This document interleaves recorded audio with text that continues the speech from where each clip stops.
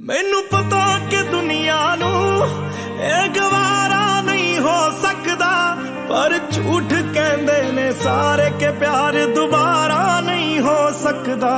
ਤੂੰ ਮੈਨੂੰ ਪੁੱਛ ਨਾ ਕੋਈ ਸਵਾਲ, ਚੱਲ ਦੂਰ ਕਿਤੇ ਮੇਰੇ ਨਾਲ ਕਿ ਤੇਰਾ ਹੋ ਜਾਊਂ।